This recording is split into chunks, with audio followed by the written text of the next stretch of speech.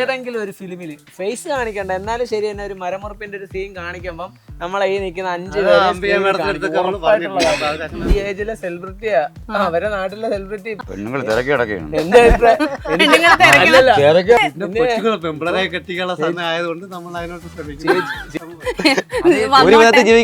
Twist എന്തെന്നറിയോ, ആൾക്കാരൊക്കെ ജാതി സ്പിരിറ്റ് കാണിക്കുന്ന ആൾക്കാരുണ്ട്. ഈ സമയത്ത് നമ്മള് മാമൻ എന്ന് പറഞ്ഞ കൂടെ നിൽക്കുന്നതാണെന്ന് അവർക്ക് അസൂയേ. പഠിച്ചെങ്കിൽ വല്ല പാടുണ്ട്, ഒന്നുമില്ല. പഠിച്ചാലും ഒന്നുമില്ല, തലവിധി എന്ന് പറയുന്ന ഒരു സാധനം നേരെയാണ്. ഒരു കല്യാണമൊക്കെ കഴിക്കണം വീടൊക്കെ ആയിട്ട്. എന്റെ അടുത്തല്ല പറഞ്ഞത്, നമ്മുടെ നാട് നിങ്ങളുടെ പേരിൽ അറിയപ്പെടുന്നു. അതാണ് നമ്മളെ വിജയം. നിങ്ങള് ഒരു കടയുടെ അവിടെ ഇരിക്കുന്ന ഒരു വീഡിയോ കണ്ടന്റ് ആയിട്ട് ചെയ്തല്ല, ചൂടിന്റെ വീഡിയോ സംഭവം ഇതിനൊക്കെ നമ്മൾ വർക്ക് ചെയ്തോണ്ടിരുന്നപ്പം നമുക്ക് നിക്കാൻ വയ്യാത്ത കണ്ടീഷൻ. മരം മുറിപ്പിൽ കഷ്ടപ്പാടില്ല, ഒത്തൊരുമയാണ്. ഒത്തൊരുമ ഉള്ളതിന്റെ പേരിൽ കഷ്ടപ്പാട്. ഭക്ഷണമായാലും നിങ്ങള് പിന്നെ പഴങ്കഞ്ഞി അങ്ങനെ കഴിക്കുന്നതല്ലേ നിങ്ങളുടെ ആരോഗ്യം. മാമാരും ഒരു ചിലപ്പോൾ ഇങ്ങനെ നിൽക്കാം. അതെ, സത്യം.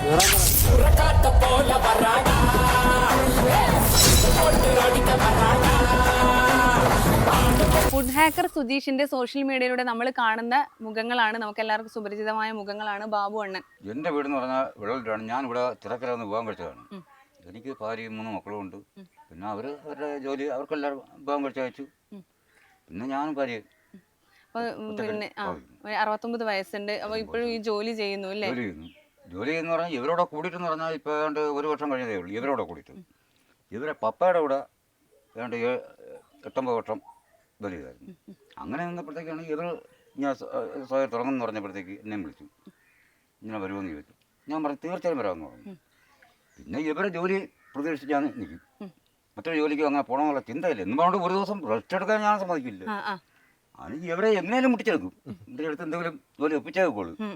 കാരണം ഞാൻ മുൻകൂട്ടി പറഞ്ഞു, ഞാൻ അല്പം മദ്യപിക്കുന്നതാണ്. ലേശം മദ്യപിക്കുകയും ചെയ്യാം. നമ്മൾ ഈ ജോലി ചെയ്ത് ഒരു ദിവസം ജോലി ചെയ്ത് കഴിഞ്ഞാൽ മറ്റൊരാളുടെ ഒരു കടം വാങ്ങിക്കാതെ നമുക്ക് നമ്മളെ സ്വയമായിട്ട് നമ്മുടെ പൈസയെ കൊണ്ട് ജീവിക്കാം. അതിനു വേണ്ടിയാണ് ഇവരെ കൊണ്ട് എങ്ങനെയായാലും ജോലി ചെയ്യിപ്പിക്കാന്ന്. അങ്ങനെ ഇവരും അതിനു വേണ്ടി തന്നെ ഇവർ ഒരുങ്ങുകയാണ്. ഇവർ ഈ കൊത്തി വളരാണെങ്കിൽ ചെയ്യുന്നു. അവർക്കും അങ്ങനെ ജോലി ചെയ്യണമല്ലോ ഭയങ്കര ആഗ്രഹം. അതെ അതെ. അപ്പൊ സുജീഷിനെ കുറിച്ച് എന്താ പറയാ? നിങ്ങളൊരു മുതലാളി കൂടിയാണ്. അയാൾ മുതലാളിയല്ല, അയാൾ തൊഴിലാളിയും ഡ്രൈവറും എല്ലാമാണ്. അയാളെന്ന് പറഞ്ഞാൽ അത്രയും ബഹുമാനിച്ചെങ്കിലേ വെക്കും. മോന്റെ പ്രായമൊന്നും ഇല്ല, എന്റെ ഇളയമോന്റെ പ്രായം പോലും ഇല്ല. അതെ അതെ, തന്നെ ഒരു കൊച്ചുമോനാകാൻ. അങ്ങനെ അത്രയും നമ്മൾ സന്തോഷത്തോടെയാണ് നമ്മൾ. അപ്പൊ അടുത്തതെന്ന് പറയുന്നത് സജീവണ്ണനാണ്. സജീവണ്ണ ഇപ്പൊ വീഡിയോ ഒക്കെ ഞാൻ എടുത്തു നോക്കുമ്പോ സജീവണ്ണൻ ഉയർന്ന് പറഞ്ഞിട്ട് ഒരുപാട് കമന്റ് ഉണ്ട്, കാണാറുണ്ടോ? സജീവണ്ണന്റെ വീട് ഇവരുടെ വീടിന്റെ അടുത്താണോ എവിടെയാ? അല്ല, ഞാൻ പള്ളിക്കൽ മടവൂരാണ്. പിന്നെ കല്യാണം കഴിഞ്ഞിട്ടൊക്കെ എത്ര വർഷമായി? ഇപ്പൊ എന്റെ 24 വർഷമായി കല്യാണം കഴിഞ്ഞു. മക്കളൊക്കെ 3 പേര്. മൂത്തതാണ്, ഇളയത് 2 പെൺപിള്ളേർ, സച്ചു, അർച്ചന, ആതിര. എല്ലാരും കല്യാണം കഴിഞ്ഞാ? ഇല്ല, മോയ് ഇടയ്ക്ക് കൊച്ചിനെ വിളിച്ചോണ്ട് വന്നു. കൊച്ചിനെ വിളിച്ചോണ്ട് വന്നു. എത്ര പ്രായമുണ്ട് മൂത്ത? അവന് ഇപ്പൊ 23 വയസ്സ്. അപ്പൊ അണ്ണൻ ഒരു വീഡിയോയിൽ പറയുന്നിട്ട് ഞാൻ കൊച്ചിലെ ഇവരെയൊക്കെ എത്ര എടുത്തോണ്ട് നടന്നിട്ടുള്ള ലാസ്റ്റ്. ഞാൻ വളരെ കൊച്ചിലെ അവരെ വീട്ടിലായിരുന്നു, പപ്പേരോടായിരുന്നു. ഇവനല്ല, ഇവന്റെ മൂത്തൊരാളുണ്ടായിരുന്നു, പക്ഷേ മരിച്ചുപോയി. ഇവരെ മാത്രം ഞാൻ വലുതായിട്ട് എടുത്തിട്ടില്ല. പക്ഷെ ഇവനാണ് പിന്നെ സജീവണ്ണനെ എടുത്തത്. അവന് മാത്രമല്ല വലുതായിട്ട് എടുക്കാത്തത്. സജീവണ്ണൻ എങ്ങനെയാണ് ഇവരുടെ കൂടെയുള്ള ഒരു ജോലിയൊക്കെ ചെയ്യുമ്പോഴുള്ളൊരു ഇവരുടെ ഒരു സമീപനോ എങ്ങനെയുണ്ട്? നമ്മൾ ഇത്ര നാൾ പൊക്കോണ്ടിരുന്ന കാട്ടിയും നല്ല. ഇതിന് മുൻപ് എന്തായിരുന്നു ജോലി ചെയ്തേ? ആദ്യം പാറ ലോഡിങ് ആയിരുന്നു, പിന്നെ കോറികളൊക്കെ അടച്ചതിന് ശേഷം പിന്നെ എല്ലാ പണിക്കും പോകും. ഇതും മാത്രമല്ല, കിണറ്റിന്റെ പണിക്ക് പോകും, എല്ലാ പരിപാടിയും. ഇപ്പൊ എപ്പോഴും മരമുറി ഉണ്ടാവോ? ഇല്ല, അങ്ങനെയല്ല. ഇപ്പൊ ഇവരോട് അല്ലെങ്കിൽ വേറെ എവിടെയെങ്കിലും കാണും. ഇപ്പം കുറച്ച് ആളുകൊണ്ട് സ്ഥിരമായിട്ട് ഇവരോട് തന്നെ. അപ്പൊ മരം മുറിക്കുമ്പോ സജീവന്റെ വീട്ടില് എല്ലാരും മക്കളൊക്കെ പറയും ഇപ്പൊ മതി, ഇനി നിർത്തിക്കോ? മോൻ എന്റെ കൂടെ പണിക്ക് വരുമോ? ഒരു വീഡിയോ ഉണ്ടായി, ചൂട്ടത്ത് നിങ്ങള് ഒരു കടയുടെ അവിടെ ഇരിക്കുന്ന ഒരു വീഡിയോ. കണ്ടന്റ് ആയിട്ട് ചെയ്തല്ല, ചൂടിന്റെ വീഡിയോ സംഭവം ഇതിനൊക്കെ നമ്മൾ വർക്ക് ചെയ്തോണ്ടിരുന്നപ്പം നമുക്ക് നിൽക്കാൻ വയ്യാത്ത കണ്ടീഷൻ Complete നമ്മളെല്ലാ ആൾക്കാരും നമ്മള് വെള്ളം കുടിക്കാനായിട്ട് ഞാൻ പോയി വെള്ളം മേടിച്ചോണ്ട് വന്ന് അപ്പൊ ഞാൻ അത് ചുമ്മാ റീല് പിന്നെ കേറ്റാന്ന് പറഞ്ഞ് എടുത്തു വെച്ച ഷോർട്സാ അപ്പോഴത്തേക്കാണ് ഇത്രയും വയ്യാതായപ്പോ ചെയ്തത് അങ്ങനെ ഒരു അപ്പം അണ്ണൻ സജീവന്റെ ഒരു വീഡിയോ കണ്ടു, ബിവറേജിൽ പോയിട്ട് അരയിൽ കുപ്പി വെച്ചിട്ട് വരുന്നൊരു വീഡിയോ. അത് ഇവര് പെടുത്തിയതാണോ അണ്ണനെ? അത് അറിഞ്ഞിരുന്നോ? അല്ല ഇവ അങ്ങ് ചെയ്യുമെന്ന് ഞാൻ അറിയത്തില്ല, വെറുതെ വീഡിയോസ് അങ്ങനെ അറിഞ്ഞുപെടുത്തിയ ഒരുപാട് കഥകളുണ്ട്. അതാ ഒരു കഥ പറഞ്ഞേ. നമ്മളുണ്ട് ഇവിടെ എന്ന് പറഞ്ഞാൽ ഇവരാരും അറിയാതെ ഈ വണ്ടിയുടെ സൈഡിൽ ഒളിച്ചിരുന്ന് പിടിച്ചു. ഇയാളിത് എങ്ങനെ കണ്ടുപിടിച്ച് ഇതങ്ങ് അടിച്ചങ്ങിട്ട് കൊടുത്തു. പക്ഷെ ഞാൻ വീട്ടിൽ ചെന്ന ഞാൻ പിറ്റേ ദിവസം വീട്ടുകാരും മക്കളും എല്ലാം കൂടെ അവിടെ ഇരുന്നുണ്ട്, എന്നാലും ഇങ്ങനെ പൊളിച്ചിരുന്ന് പിടിക്കാൻ നോക്കുന്നു. വീട്ടില് കൊച്ചുമക്കൾ വരെ കിടന്ന് പറയുന്നു. കൊറേ കൊച്ചുമക്കളുണ്ടോ? കൊച്ചുമക്കളൊന്നുമല്ല, ഈ ഏജിലെ സെലിബ്രിറ്റിയാ, അവരെ നാട്ടിലെ സെലിബ്രിറ്റി. അതെ അതെ. ഈ ഇടയ്ക്ക് തന്നെ നമ്മളെ നാട്ടിലെ ഇയാളെ കുറിച്ച് ചോദിച്ചു. അപ്പൊ ഇയാളെ നേരത്തെ അറിയുന്ന ആളാണ്. ഈ വെള്ളല്ലൂർ എന്ന് പറഞ്ഞ ആളെ നമുക്ക് അറിയാം, നമ്മൾ വീഡിയോസ് ഒക്കെ കണ്ടു. അയാൾ പമ്പിൽ നിൽക്കുന്നത്. ഇയാളെ വെള്ളല്ലൂർ വെച്ച് കണ്ടിട്ടുണ്ട്. നിങ്ങളിവിടെ എങ്ങനെ വന്നത്? ഞാൻ പറഞ്ഞു അയാൾ അവിടെ നിന്നാണ് കല്യാണം കഴിച്ചിരുന്നത്. നിങ്ങളൊക്കെ പണ്ടേ ഉള്ള ഫ്രണ്ട്ഷിപ്പ് ആണോ എല്ലാരും? അല്ലല്ല, ഞാൻ അണ്ണനായിട്ട് ഇപ്പൊ ഒരു വർഷത്തിനകത്തൊക്കെ ഉള്ളത്. പക്ഷെ എന്നാലും നല്ല ബോണ്ടിങ്ങും കാര്യമാണ്. ജോലി സമയത്ത് കാര്യം ഉണ്ടായിരുന്ന സംഭവം, നമ്മള് ചാനലിൽ വരുമെന്നൊരു വീഡിയോ ചെയ്തായിരുന്നു. അത് ലാസ്റ്റിന് അവസാനം കണ്ട് ചാനലിൽ വരും. ഇനി നമ്മളെല്ലാരെയും 4-5 പേരെയും ടാർഗറ്റ് എന്ന് പറഞ്ഞാൽ ഏതെങ്കിലും ഒരു ഫിലിമില് ഫേസ് കാണിക്കണ്ട, എന്നാലും ശരി തന്നെ ഒരു മരമുറിപ്പിന്റെ ഒരു സീൻ കാണിക്കുമ്പം നമ്മളെ ഈ നിൽക്കുന്ന 5 പേര് അത് നമ്മൾ ഇനി ഒരു കൂടിപ്പോ ഒരു 6 മാസം അതിനുവേണ്ടി നമ്മൾ അങ്ങേ അറ്റം വരും ചെയ്യും. 6 മാസത്തിനകത്ത് ഏതെങ്കിലും ഒരു സ്ക്രീനിൽ നമ്മൾ വരും. അത് നമ്മള് കോട്ടയം നസീർ, അമ്പിയമ്മ ഇവരടുത്തൊക്കെ അങ്ങനെ മഴവിൽ മനോരമയിലൊക്കെ വന്നതാണല്ലോ. അപ്പൊ ഇനി ഒരാളെയും കൂടി പരിചയപ്പെടുത്താനുള്ളത്. പേര് ജിത്തു. ഫുൾ നെയിം എന്തായിരുന്നു? അഭിജിത്ത്. ഇവരുടെ കൂടെ കുറച്ചു നാളെ ആയിട്ടുള്ളേ കൂടിയിട്ട്? ഞാൻ 3 മാസത്തിനകത്തേ. 3 മാസം. പക്ഷെ നിങ്ങൾ കുട്ടിക്കാലം തൊട്ടുള്ള ഫ്രണ്ട്സ്? ഞങ്ങള് കൊച്ചിലോട്ടെ ഒന്നിച്ച് കളിച്ചു വളർന്നതാണ്. ഞങ്ങൾ രണ്ടും ഒന്നിച്ച് പഠിച്ചത് ഒന്നിച്ചായിരുന്നു. വീട് ഇവിടെ അടുത്താ? ഇപ്പൊ അടുത്താണ്. ഇപ്പം വീട് പണി നടക്കുന്നുണ്ട്. കുറച്ച് ഒരു 2 കിലോമീറ്റർ അപ്പുറത്ത്. കല്യാണം കഴിച്ചാണോ? അല്ല കല്യാണമൊക്കെ നോക്കുന്നുണ്ടോ? ഇല്ല നോക്കുന്നില്ല. കല്യാണം വേണ്ട എന്നുള്ള തീരുമാനത്തിലാണ്. ഓരോ കാര്യങ്ങളും പറയുമ്പോ ദൃഢനിശ്ചയത്തോടു കൂടി. അങ്ങനെയാണ്. ഒരു വീഡിയോ തന്നെ ഉണ്ടല്ലോ, പിന്നെ എന്താ പറയാ, രാവിലെ പണിക്കുക, കൂലി വാങ്ങുക, സന്തോഷത്തോടെ ജീവിക്കുക. അന്ന് പണി മുടങ്ങി അവന്റെ എടുത്ത ഒരു മോട്ടിവേഷൻ തന്ന അന്ന് പോയി ഒരു മരത്തിലോട്ട് കേറി അതേ കണക്ക് സാജീവണ്ണൻ താഴെ ഇറങ്ങി. 2 മെഷീൻ ഒന്നല്ല 2 മെഷീൻ അടിച്ചു പോയി. അന്ന് പണി മുടങ്ങി. അപ്പൊ പിന്നെ വീഡിയോ എന്തായാലും ചെയ്യാൻ നമ്മള് തുടങ്ങിപ്പോയില്ലേ. അപ്പൊ വീഡിയോ കംപ്ലീറ്റ് ചെയ്യണമെന്ന് വെച്ചാണ് അന്നത്തെ വീഡിയോ പണി മുടങ്ങി എന്നുള്ള രീതി. അതെ. അപ്പൊ കല്യാണം എന്താ വേണ്ടാത്തത്? കല്യാണം ഇപ്പൊ അതിനുള്ള ഇതൊന്നുമില്ല. ഞാൻ ഇപ്പം കുറെ 1-2 കൊല്ലമായിട്ട് വീടിന്റെ പണിയായിട്ട് ഒക്കെയാണ്. സാധാരണ ആൾക്ക് ഫുൾ പണി തീരാതെ എങ്ങനെയായാലും കയറി താമസിക്കാം. അപ്പൊ അതൊക്കെ ഉണ്ട്. അതുകൊണ്ടൊക്കെ തന്നെയാണ് കല്യാണമേ വേണ്ട എന്നുള്ള തീരുമാനം. മരം പണി ഇങ്ങനെ കൂലിപ്പണി ചെയ്യുന്നവർക്ക് പെണ്ണ് കിട്ടാൻ ഒരു ബുദ്ധിമുട്ടുണ്ടോ? എനിക്കറിയത്തില്ല. എനിക്കതിനായിട്ട് പെണ്ണുങ്ങൾ തിരക്കി കിടക്കുകയാണ്. എന്റെ ഇപ്പൊ ഞാൻ വേറെ എനിക്ക് ചേച്ചി ചോദിച്ചില്ലേ മരം മുറിക്കുന്നവർക്ക് പ്രശ്നം ഉണ്ടാകും. അതിലൊന്നും അല്ല. എനിക്കിപ്പോ പേഴ്സണലായിട്ട് എന്തുമാത്രം മെസ്സേജ് അതൊന്നും വിഷയമായിട്ടുള്ള കാര്യം ആവശ്യം പോലും ഉണ്ട്. കൊച്ചുങ്ങളായിട്ടൊന്നും വിഷയമില്ല. പെണ്ണുപിള്ളേരുടെ പെമ്പിളരെ കെട്ടിക്കാനുള്ള സമയം ആയതുകൊണ്ട് നമ്മൾ അതിനോട്ട് ശ്രമിക്കും. ഞാൻ കല്യാണം കഴിച്ചാണ്. കല്യാണം കഴിച്ചായിട്ട് പോലും ഓരോരുത്തർ മെസ്സേജ് അയച്ച് ചോദിക്കുകയാണ്. ഒരു വിധത്തിൽ ജീവിക്കാൻ ട്വിസ്റ്റ് എന്തെന്നറിയോ, ഈ വുഡ് ഹാക്കർ എന്ന് പറഞ്ഞ അക്കൗണ്ട് ഹാൻഡിൽ ചെയ്യുന്ന ഞാനും ചേട്ടനും. ചേട്ടൻ കൂടുതൽ അക്കൗണ്ട് നോക്കുന്നത്. അപ്പൊ ചേട്ടന്റെ അടുത്ത് വന്ന് ചോദിക്കുന്ന രീതിയിലാണ് മെസ്സേജ് അയക്കുന്നത്. അതിലെ ഡ്രൈവർ ചേട്ടന് വൈഫുണ്ട്, അല്ലെ കല്യാണം കഴിഞ്ഞാണ്. അതേ കണക്ക് തന്നെയാണ് ചേട്ടൻ ഇൻസ്റ്റയിൽ ഇരിക്കുമ്പോ ചേട്ടൻ തന്നെ ചോദിക്കും, നിങ്ങൾ എഡിറ്റ് ചെയ്യുന്ന ആ ചെറുക്കന്റെ ഇൻസ്റ്റയും തരുമോ? അറിയാൻ പറ്റും. രണ്ടുപേർക്കും അറിയാം. അപ്പൊ ഞങ്ങൾ രണ്ടുപേരും ചേട്ടനാണെങ്കിൽ ഒരു കൊളാബറിക്കേഷൻ, നമ്മള് ചേട്ടൻ അപ്പോഴും എന്റെ ഐഡി കൊടുക്കും, ചേട്ടന്റെ ഐഡി കൊടുക്കും. പല വീഡിയോസിലും ഞാൻ പറഞ്ഞിട്ടുണ്ട് 3 കൊച്ചുങ്ങളുണ്ട് കാര്യങ്ങൾ. ഇപ്പൊ ഒരുപാട് ഓഫറുകൾ എങ്ങനെ അല്ല വീഡിയോ സജീവണ്ണൻ അതാ ചോദിച്ചു. പെൺകുട്ടികളും കുറെ ഫാൻസ് ഉണ്ടോ സജീവണ്ണന്? പിന്നെ ഇപ്പൊ പറഞ്ഞല്ലേ ഭാര്യയായിട്ട് പിന്നെ 7 വർഷമായിട്ട് പിണങ്ങിയിട്ടാണ്. പക്ഷെ ഇപ്പൊ ഇനി പിണങ്ങിയ ഡിവോഴ്സ് ആയോ? ഇല്ലല്ല, ഇപ്പോഴും ഞങ്ങൾ അങ്ങോട്ട് അവരെ അങ്ങോട്ട് പോയി വിളിക്കാൻ എനിക്ക് താല്പര്യമില്ല. അവര് ഞങ്ങൾ വന്നു കഴിഞ്ഞാൽ സ്വീകരിക്കുക. അപ്പൊ ഇനി വേറെ ആരെയും കെട്ടണം എന്ന് ആഗ്രഹമുണ്ട്? കൊച്ചുങ്ങൾ 2 പേരെ കെട്ടിക്കാറ്. ചെറുക്കൻ്റെ കാര്യം പോട്ട്, നമ്മൾ 2 പേരെ. ഇപ്പം മൂത്തവർക്ക് ഇപ്പം 18 വയസ്സ് കഴിഞ്ഞു.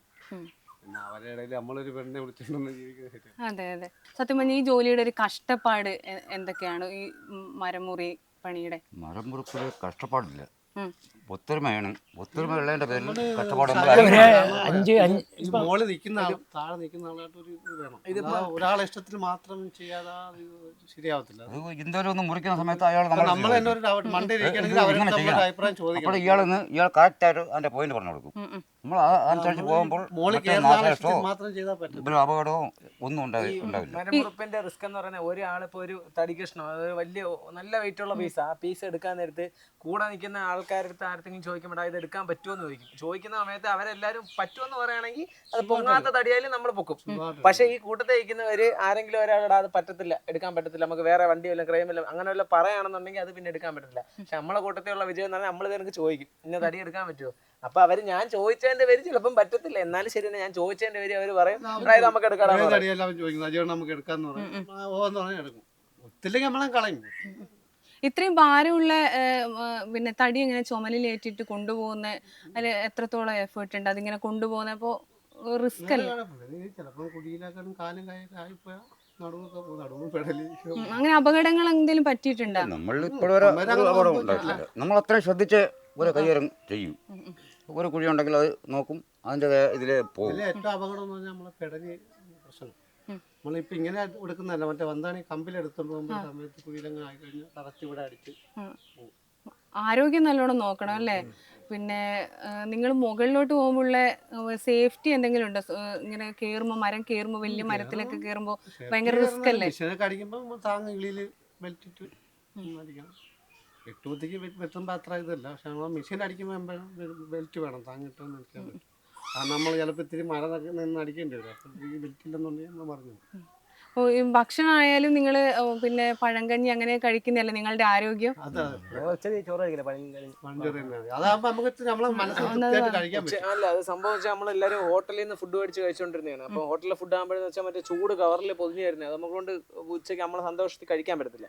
അപ്പം പെട്ടെന്ന് ഞാനൊക്കെ നമ്മൾ തന്നെ കൊടുത്ത് തീരുമാനിച്ച് നമ്മൊരു കാര്യം ചെയ്യാം, ഈ ഫുഡ് മേടിക്കുന്ന പൈസയല്ലേ ആവും, നമുക്ക് ഈ പഴഞ്ചോറ് വീട്ടിൽ നിന്ന് രാത്രി സെറ്റ് ചെയ്ത് വെച്ചിട്ട് രാവിലെ സൈറ്റിൽ കൊണ്ടുപോകുന്നത്. അപ്പം വലിയൊരു പാത്രത്തിൻ്റെ അകത്ത് ചോറ് സെപ്പറേറ്റ്, പിന്നെ കറികളെല്ലാം സെപ്പറേറ്റ്, ചക്ക ചമ്മന്തി അങ്ങനെയുള്ള എല്ലാ സാധനവും കാണും. ഇതെല്ലാം കൊണ്ടുപോയിട്ട് നമ്മൾ എവിടെയാണ് നമുക്കൊരു കഴിക്കാനുള്ള ഒരു ആംബിയൻസ് കിട്ടുന്ന സ്ഥലത്ത് നമ്മൾ അവിടെ സെറ്റ് ചെയ്യും, അവിടെ ഇരിക്കും, അവിടെ നിന്ന് ഫുഡ് കഴിക്കും. ഇതാണ് നമുക്ക് ക്ഷീണവും മാറും, മനസ്സ് തൃപ്തിയായിട്ട് കഴിക്കാൻ പറ്റും. ഫുഡ് കഴിക്കാനും നമ്മൾ ഹാപ്പിയാണ്, എല്ലാം കൊണ്ടും ഹാപ്പിയാണ് നിങ്ങൾ. പക്ഷെ സുജീഷിന്റെ ഇപ്പൊ വീടിന്റെ കാര്യം പറഞ്ഞല്ലോ, അത് നിങ്ങൾക്കൊക്കെ ഭയങ്കര വിഷമമുണ്ട്. ജപ്തിയുടെ വിഷമം നമുക്ക് ആടുത്ത് പറഞ്ഞു തീർക്കാൻ പറ്റില്ല, നമ്മളെ കൊണ്ടൊന്നും നടക്കില്ല. ഇവർ അത്രയും കഷ്ടപ്പെട്ടാണ് നിൽക്കുന്നത്.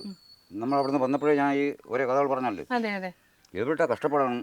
അതെ, ഇവർക്ക് നല്ല സ്നേഹം, മാമൻ എന്നാണ് വിളിക്കുന്നത് അല്ലേ? തീർച്ചയായിട്ടും. ഇനി ഞാൻ വേറൊരു കാര്യം പറയാം, നമ്മളെ റിലേറ്റീവ് എന്നല്ല, നമ്മളെ റിലേറ്റീവ് എന്ന ആൾക്കാരൊക്കെ ജാതി സ്പിരിറ്റ് കാണിക്കുന്ന ആൾക്കാരുണ്ട്.